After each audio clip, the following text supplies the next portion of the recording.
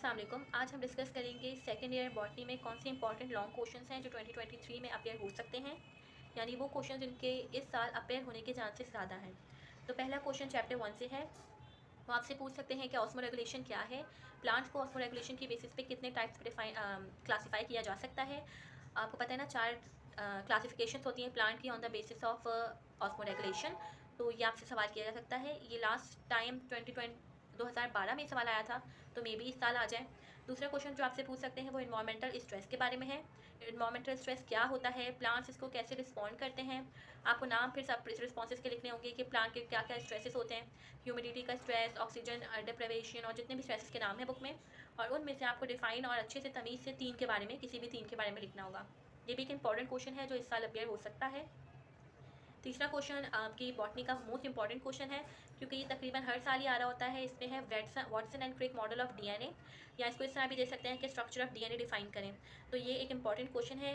वैसे तो ये लास्ट ईयर 2022 के पेपर में भी आया था, बट ये इस साल भी आ सकता है, तो इसको don't take any chance by leaving this question. फिर चौथा क्वेश्चन जो वो आपसे पूछ सकते हैं वो ये है कि आप प्रूव करें एक्सपेरिमेंट से कि डीएनए एक जेनेटिक मटेरियल है। आपकी बुक में एक पूरा प्रोसेस दिया हुआ है जिसमें बताया हुआ है कि किस तरह से पता चला कि डीएनए एक जेनेटिक मटेरियल है। अच्छा, इस सवाल को दूसरे तरीके से वो इस तरह पूछ सकते हैं कि किस तरह दो साइंटिस्ट ग्रिफ्थ और हार्शी ने प्रूव किया कि डीएनए जेनेटिक मटेरियल है। तो घबराइएगा नहीं, सवाल पूछने का तरीका डिफरेंट है but the answer would be same. उसके बाद हमारे पास एक क्वेश्चन है इसी चैप्टर में से, क्रोमोसोम क्या है, इसका अल्फा स्ट्रक्चर बताइए और इसके पूरे कंपोजिशन बताइए। तो ये क्रोमोसोम का क्वेश्चन है। इसको आप डायग्राम के साथ क्रोमोसोम की प्रैक्टिस कीजिएगा। This is also important question जो इस साल अपेयर हो सकता है।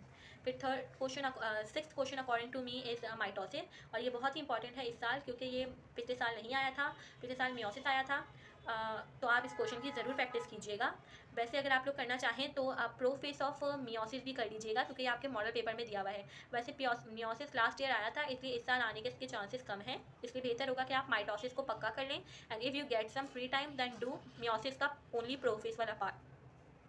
फिर जो एक क्वेश्चन अपेयर हो सकता है वो इसी चैप्टर में से मियोटिक एरर्स का है, कि कौन कौन से ऐसे एरर्स हैं जो एबनॉर्मल नंबर ऑफ क्रोमोसोम्स की वजह से आते हैं। हमें पता है कि हमारे पास नॉर्मली 46 क्रोमोसोम्स होते हैं ह्यूमन में। अगर 47 हो जाएँ या 45 हो जाएँ, तो कौन कौन से एबनॉर्मल आपके पास कंडीशंस आ सकती हैं लिखने के लिए। फिर question number 8 also important question है फॉर दिस ईयर। वो ये है कि मेंडल का लॉ ऑफ इंडिपेंडेंट असोर्टमेंट लिखिए। इसके साथ चेकर बोर्ड बना के और पूरा इसको डिफाइन करना होगा। इसी के साथ आपको ये इनहेरिटेंस वाले चैप्टर में से, तो इसके साथ साथ शुरू में आप देख लीजिएगा ये चैप्टर की कौन सी डेफिनेशन आ सकती है। मेरा ख्याल में वो दे देंगे डिफाइन इनहेरिटेंस, और बताइए कि मेंडल का लॉ ऑफ असोर्टमेंट क्या है, यानी एक छोटी सी डेफिनेशन और ये बनाने को दे दें। इसमें चेकर बोर्ड पूरा सही से बनाना होगा। फिर जो आपके पास क्वेश्चन है वो सेक्स लिंक्ड इनहेरिटेंस का है। आपको पता है कि सेक्स लिंक्ड इनहेरिटेंस कौन सी होती है, इनहेरिटेंस वाले चैप्टर में से ही है। इसके दो एग्जांपल्स हैं, हीमोफीलिया और colour blindness. Colour blindness usually paper में अपेयर नहीं होता। आप हीमोफीलिया की पक्की प्रैक्टिस करें, और कलर ब्लाइंडनेस अगर अपेयर हो जाएगा तो चेकर वो जो पूरा टेस्ट प्रोसेस वगैरह है वो बनाने का तरीका तो सेम है, लेकिन स्टिल आप हीमोफीलिया पक्का करें, and if you get some free time then also do the colour blindness वाला पार्ट। इसके बाद ये question number 10 most important, one of the most important question है। बच्चे इसको छोड़ देते हैं क्योंकि ये लास्ट के चैप्टर में से है, लेकिन लास्ट के चैप्टर को कंप्लीटली छोड़ना सूटेबल नहीं होगा। आप इकोलॉजिकल सक्सेशन कर लें, क्योंकि ये मॉडल पेपर में अपेयर हुआ है। इसमें पूरे सीरियल स्टेजेस बताने होंगे आपको। अच्छा, हाइड्रो वाला का ज़्यादा आ सकता है क्योंकि मॉडल पेपर में भी है, लेकिन जीरो वाले की भी अगर आप थोड़ी सी प्रैक्टिस कर लें तो it would be a good option. फिर आपके पास क्वेश्चन 11 है फाइटो हार्मोन्स के बारे में। फाइटो हार्मोन्स हमें पता है कि फाइटो कहते हैं प्लांट्स को, और हार्मोन्स यानी कि प्लांट हार्मोन्स। तो अगर वो फाइटो हार्मोन्स हैं या प्लांट हार्मोन, ये सेम थिंग है, कंफ्यूज होने की जरूरत नहीं है। आप इनके नाम लिखिए और रोल ऑफ ऑक्सीजन बताइए। नाम आपको सब हार्मोन्स के आने चाहिए, और दो दो फंक्शन ईच हार्मोन के आने चाहिए। दो फंक्शन हर हार्मोन के आना चाहिए, लेकिन oxygen you should know it's details, क्योंकि इसकी डिटेल्स लिखने को आ रही होती हैं।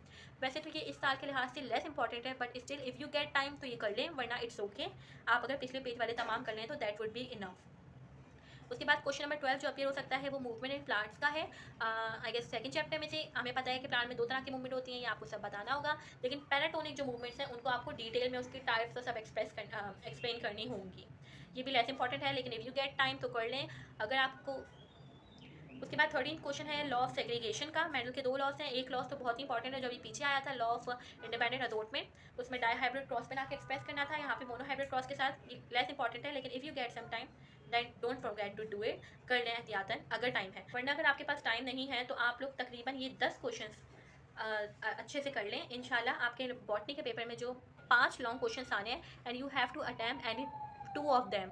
तो आपके 2 आराम से उस वक्त हो जाएंगे जब आपके 10 के 10 क्वेश्चन पहले पेज पे कर लेंगे। सेफ साइड पे रहने के लिए आप ये 3 क्वेश्चन भी कर लें। अल्लाह हाफिज़।